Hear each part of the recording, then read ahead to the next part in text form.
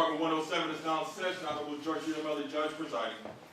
All right, let me call the matters of People versus Naason Garcia by Mr. Jackson. We have Alondra Ocampo by Mr. Rodriguez. We have Suzanne Oaxaca, by John Kerry. We have Ms. Plisner. Yes, sir. All right, and Ms. Callahan on behalf of the people in this matter. First, let me start off by saying, counsel, look, don't walk in here 20 minutes before I'm supposed to take the bench and then file something and supplemental or what have you.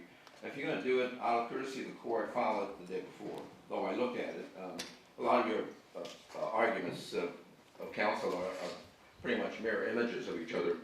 But in any event, I have, let me just state, this court has had the opportunity to review the defendant's motion to dismiss and motion for immediate release from custody. There were various motions that were filed for asking for dismissal in this matter, and the alternative for immediate release as well. Maybe it's not an alternative, but for immediate release after dismissal. And I've also read the people's motion regarding readiness for a preliminary hearing. Included in the court's review was consideration of points of authority in support of the respective motions, as well as the exhibits attached thereto, and there was a supplemental exhibit filed this morning. Following said review, the court notes the following, and I'm about to get to what the court has noted and what the court's ruling basically is. I've read your motions, unless if you have to augment the record without repeating what's in your motions, if something outside the motions or your points of authorities, the court will hear it. But if I just don't want a reiteration of what's in the motions, then I'll start with the people. Your Honor, the people submitted our pleadings to the court prior to the time that we were served with either of the motions to dismiss. So our pleading did not address the arguments that are made in either motion to dismiss. Right.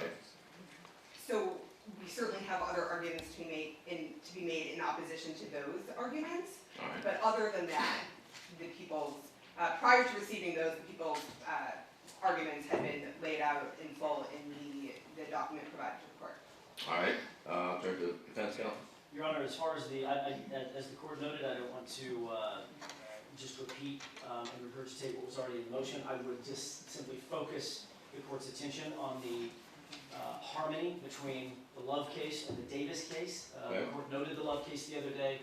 Nobody mentioned the Davis case, and nobody mentioned the fact, as a matter of fact, when the people were asked very pointedly by the court, were there time waivers in this case, the people's immediate response was, yes, there were, and the court then noted the Love case. What they failed to mention was the July 16 intervening event, wherein they filed the first amended complaint, and there was, pursuant to 859B, an intervening or a triggering event, which was a new arraignment with no time waiver, and we are now outside that time waiver. Okay, and I saw that in your argument. All right. Anyone else? All right. Hearing no response. The court. Sorry, I just wanted to say I did not file anything. Pat carried on behalf of Ms. Oaxaca. The reason I'm going to join the arguments of my co-counsel, just so the court is aware of that. But because my client is out of custody and not similarly situated, I did not file anything in addition. All right, so you're basically joining the motion to dismiss. Yes. All right. Let me just start off by saying that, repeating some of what I stated on the 23rd of September a few days ago, that under Penal Code Section 859B, it provides for dismissal of a complaint where an in-custody defendant is not given his or her preliminary hearing within a 10-day period, unless the defendant, of course, wastes time or the prosecution establishes good cause for a continuance beyond that period. If a good cause continuance is granted, then the defendant must be released from custody on his own recognizance. And Madam or Sir Interpreter, if I'm going too fast, let me know. However, where a defendant has waived his right to proceed to preliminary hearing within the 10-day and 60-day period set out pursuant to 859B, then, as I stated the other day, unlike Penal Code Section 1382, where a defendant can withdraw a previously given time waiver to proceed to trial within a timely fashion, the legislature has never codified a similar provision to allow for a withdrawal of a previously given waiver to proceed to preliminary hearing as provided for under 859B. In this case, and I understand the amendment argument that triggered a new time period. In this case, on June 21st, 2019, upon stipulation of counsel, and it might have been perhaps present counsel wasn't on the case then, but stipulation by counsel, the matter was set for a further bail review hearing and discovery compliance for July 15, 2019, and the matter was further set for preliminary hearing setting for August 2nd, 2019. I understand that an amended complaint was intervening during that time period, but nonetheless, counsel stipulated. The court docket reflects that a 10 and a 60-day time waiver were taken as well. Therefore, the fact remains in this court's eye that the defendants waived their 10-day period in which to have their preliminary hearing as provided for under 859B. And again, I understand the amendment, intervening amendment that counsel contends triggered a new period, but nonetheless, there was a stipulation regardless of that. Moreover, even assuming that a bench officer had made a certain representations at the time that the time waiver was taken, I think on the last time you were in front of me, Monday, that bench officer, it was stated, had made some representations that they could proceed to a preliminary hearing within a certain time period, and based on that, from what the court was able to glean, defendants relied on that and then gave their time waiver or agreed to a time waiver. Again, the fact remains that the prosecution was prepared to conduct the defendant's preliminary hearing within the 30-day time period as per the previously executed waiver and agreement by the defendants. However, as defense counsel for all defendants represented to this court on the date of September 23rd, that being the 30 of 30 date, they were not prepared to proceed to preliminary hearing as they did not have sufficient discovery produced by the prosecution so as to allow their ability to go forward with the preliminary hearing. As such, again, even assuming that the defendants agreed to waive time based upon a representation that the preliminary hearing would proceed within the 30 of 30 date or the 9/23 date, they, the defendants, required additional preparation time so as to review all of the discovery, materials, and or items related to this matter, and which was the subject of a previously held discovery contempt hearing. Consequently, the court will interpret this as an implicit waiver by the defendants to proceed to preliminary hearing within the required time period. Again, although this court realizes that the defense may disagree with the court's assessment of the incident scenario, the defense cannot have it both ways, as I stated on Monday, and argue that their client's right to a timely preliminary hearing have been violated, while at the same time representing to this court that they could not proceed to preliminary hearing until they were given a sufficient opportunity to review certain discovery. It is only then, the court takes it, that the defense could announce ready to effectively represent their clients in the preliminary hearing. In fact, on September 23rd, 2019, the 30 of 30 date, when the defendants were specifically questioned whether they were ready to proceed to preliminary hearing, counsel indicated that they were not unless the court would deem them ready to be. This is reflected in the following excerpts of the colloquy that occurred on the date of September 23rd between the court and counsel. By Mr. Jackson, quote, "We're not in a position to make a readiness announcement vis-a-vis the preliminary hearing, ready or not ready. The binary choice cannot be made at this point because of some ongoing, outstanding, very significant discovery issues that are as yet to be resolved." Period, end quote. Reporter's transcript on page 1. And this is the transcript of the proceedings that occurred before this court on Monday, the 23rd of September. Yet at the same time, counsel states the following. Mr. Jackson wanted to make it absolutely clear. He states, quote, "I absolutely did not. I want to make sure the record is very clear. I did not make the representation that we're not ready, and I'm not implying or asking for a continuance." Period, end quote, transcript at page 9. However, again, counsel makes clear that the defense is not ready to proceed due to discovery issues as seen by the following. Again, the court, quote, and this is this court, "All right, well, let me ask you this. Aside from the Love issue," and we're talking about People versus Love, "if the people were prepared to call their first witness, would you be prepared to proceed?" Question mark. By Mr. Jackson, quote, "If the court deems us," and the court interrupts, "No, I'm not deeming you anything. I'm asking you, If I ask you, if they called their first witness and I said, okay, are you prepared? And I'm not deeming you ready, would you be able to announce ready by Mr. Jackson?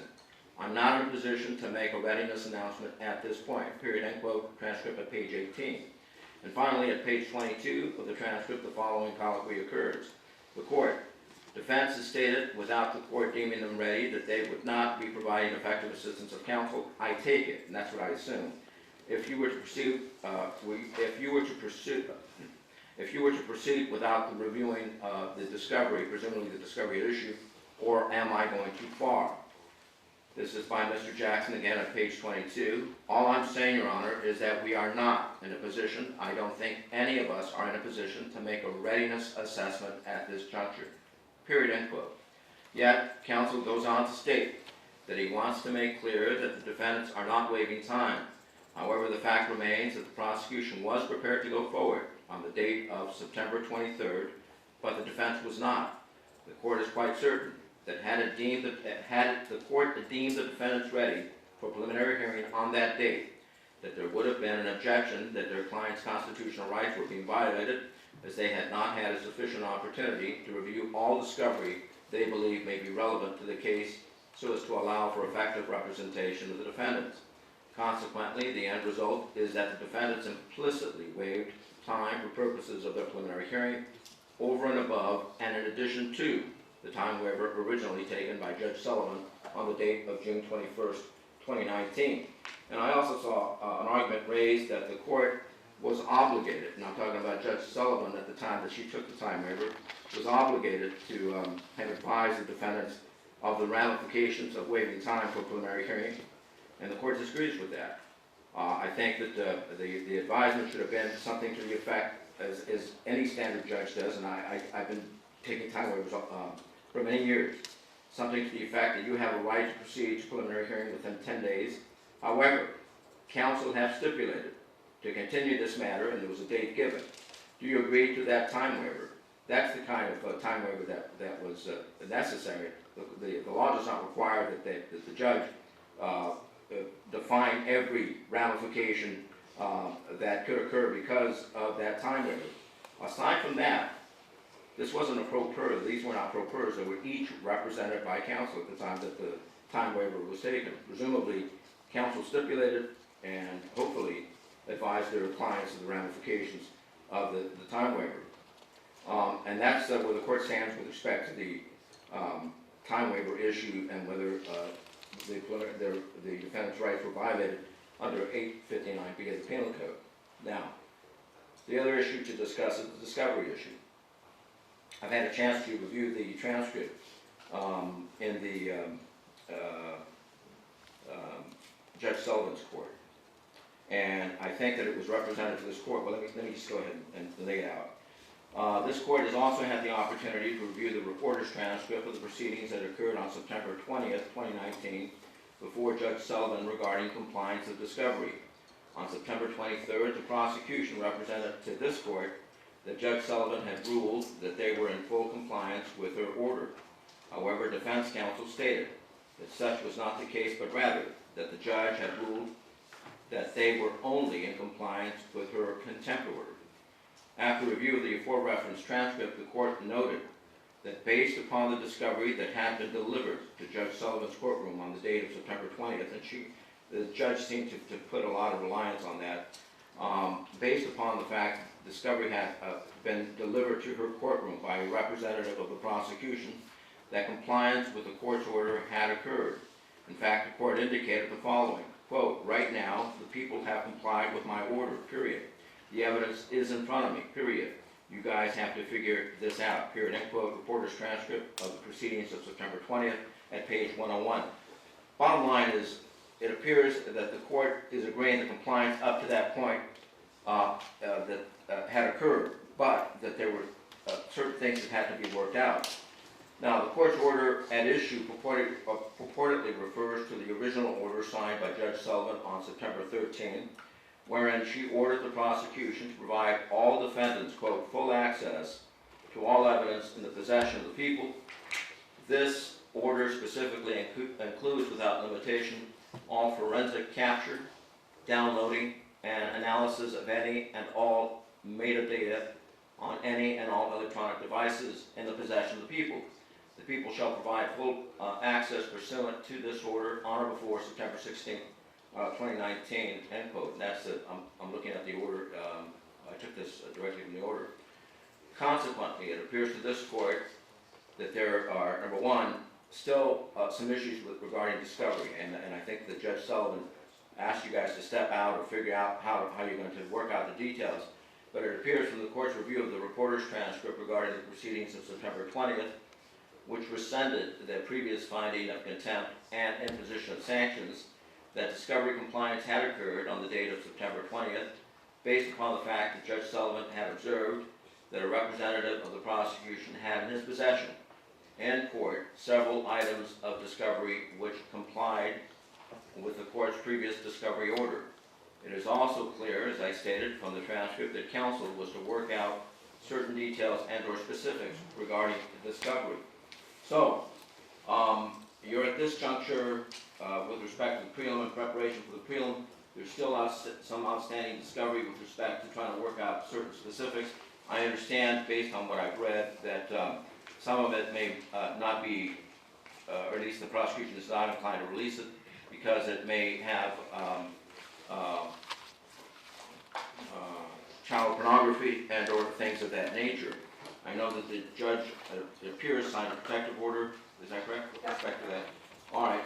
So I'll hear from counsel. And I also saw on a declaration, I believe it was your declaration, Mr. Jackson, that you were asking, I don't know, part of discovery, perhaps, but that the names and locations of the minor victims be provided to you. Is that correct? That wasn't my, that was not my declaration. That was not? I think it was Mr. Mason's. Was it? If that was addressed, it was Mr. Mason's declaration, because he's the only one who filed the declaration on it. It was Mr. Jackson's declaration, but it was That's not. what I thought, It was not with respect to the names and identification. We want them as witnesses. We want to serve them.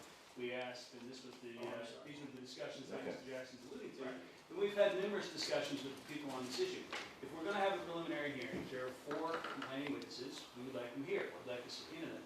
The people will not tell us their names, their addresses, their contact information. We ask the people to facilitate service of a subpoena or to agree to bring them to court.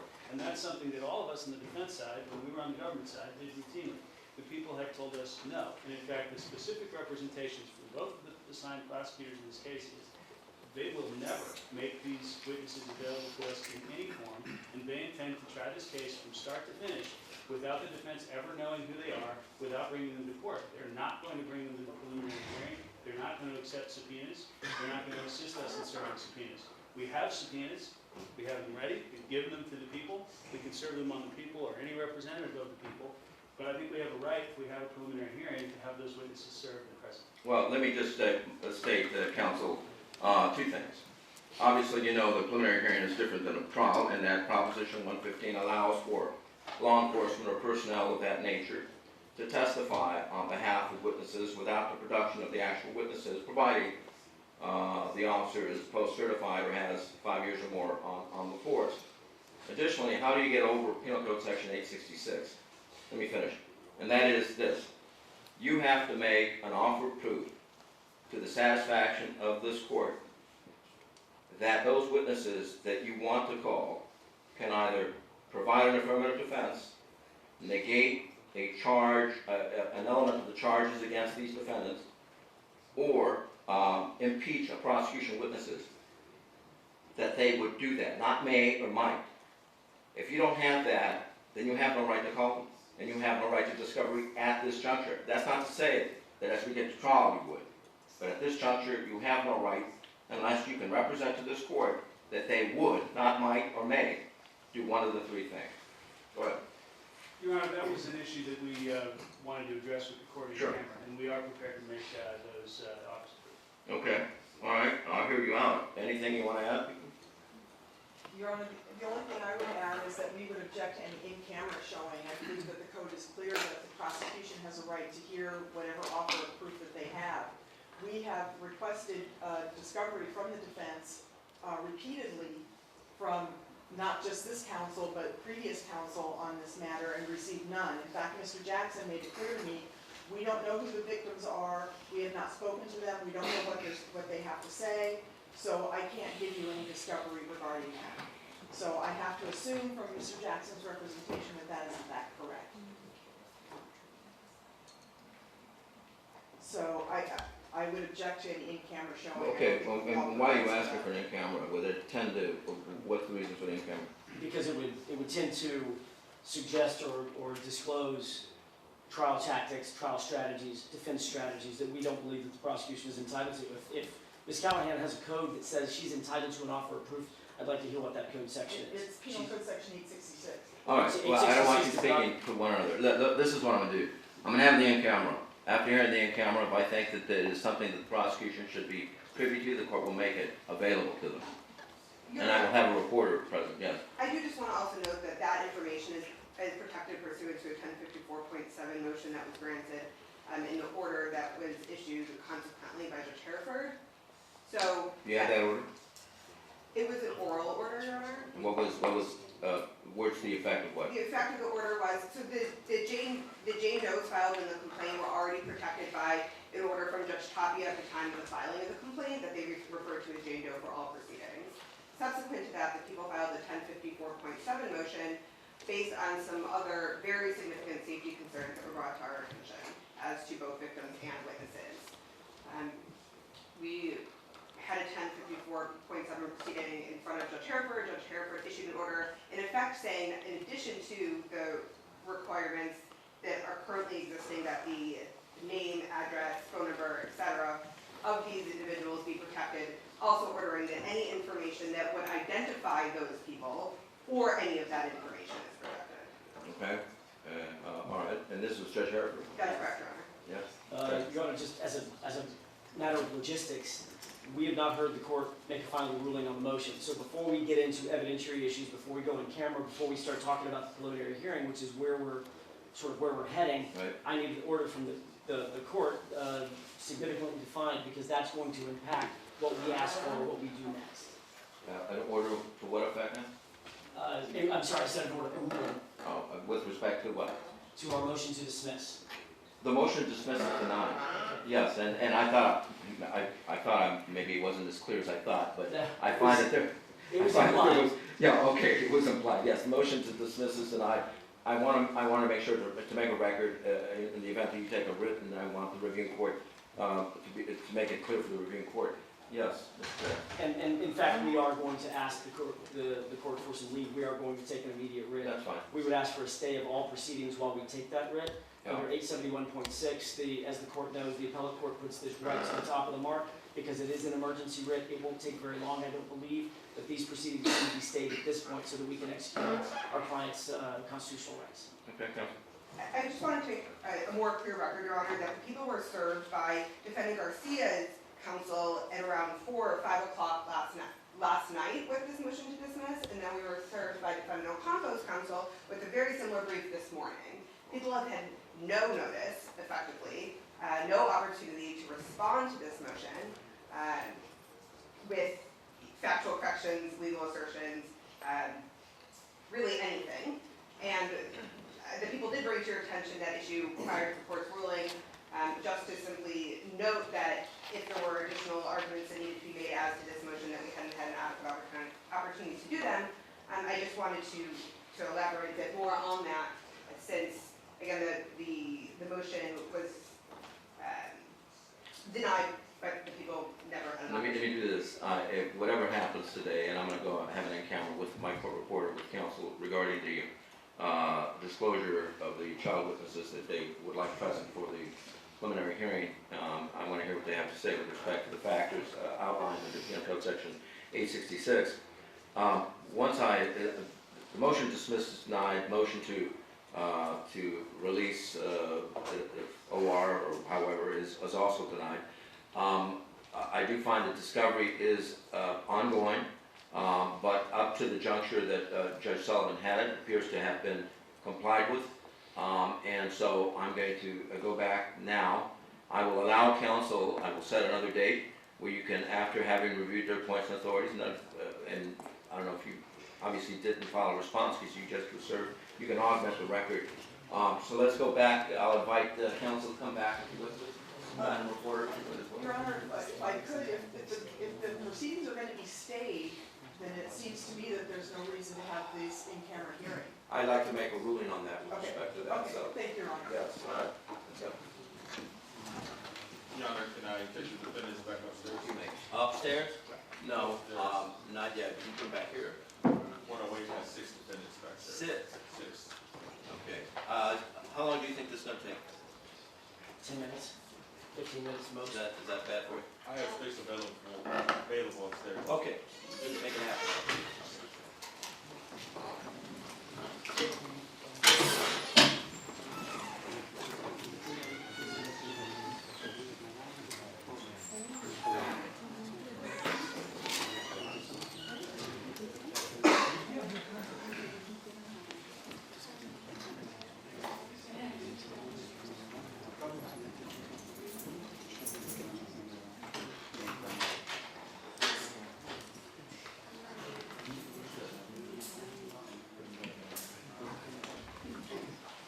All right, we are back on the record in this matter, following an in-camera with respect to the issues of the Penal Code Section 866.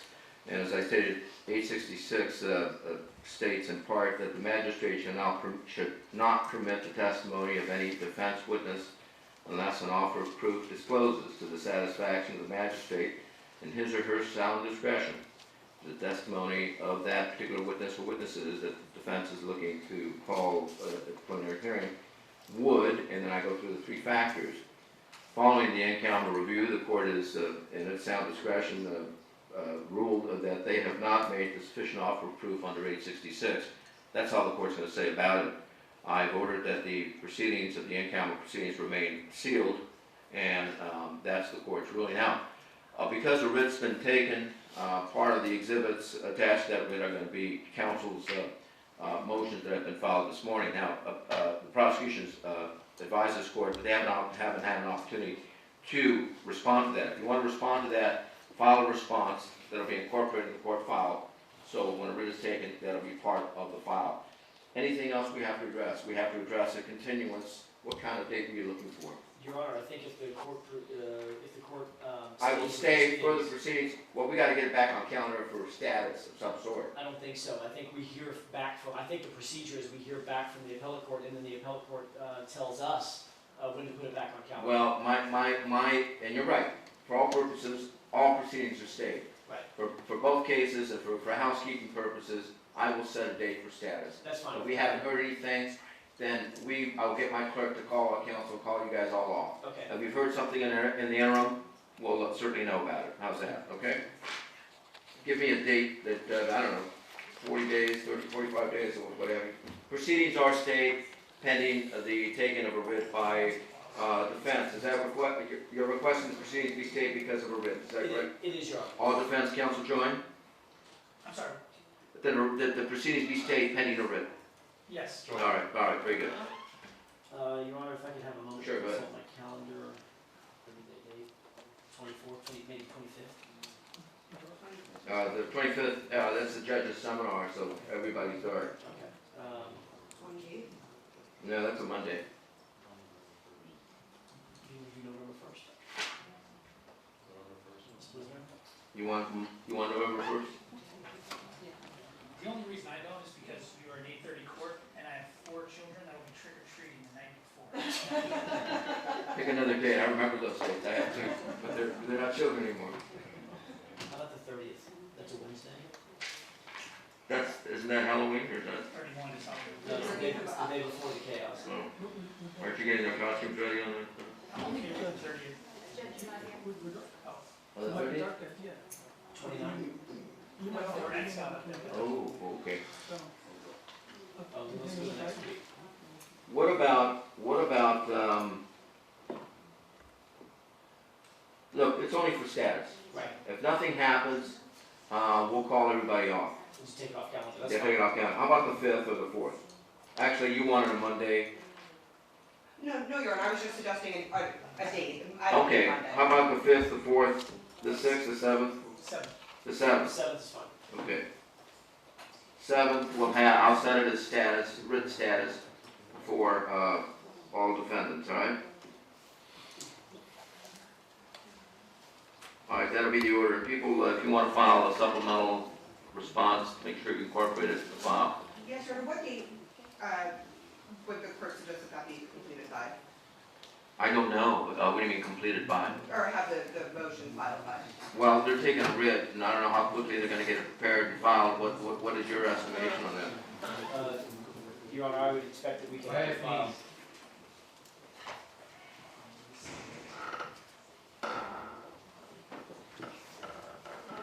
Your Honor, if I may, just in the Hold on. Yeah, go ahead.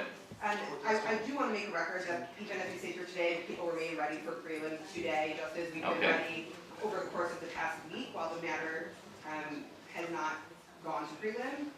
Also, I'm going to ask that the court order the transcripts and minute orders provided to council. You were prepared on the 23rd, were you not? We were. All right. Do you have any indication of how long it would take to prepare a writ? About 10 days. Okay, so there you go. All right, so what else did you ask me for right now? Transcripts and. Yes, okay, so let's make transcripts available to council. All right? All right, anything further? No, Your Honor. Okay, thank you all. So are all issues stayed? Everything is stayed. Okay. All right, thank you. In the audience, remain seated until the defendants are out of the courtroom. Were they arraigned on the amended complaint? That was going to be my next question, Your Honor. All right, let's arraign them on the amended complaint, and all proceedings will be stayed. Your Honor, I think if the proceedings are stayed, that should be stayed as well. We can always do that down the road. It's all, next time, once we reinstate proceedings, just remember to arraign, and that'll be it. It doesn't matter. Okay. So we can do it now, we can do it then. All right? That would be my preference. All Thank right, you. David, remind me, make a note, there to be arraigned on the amended complaint. Thank you all. Thank you. All right. Please remain seated, so you're instructed otherwise. Yeah.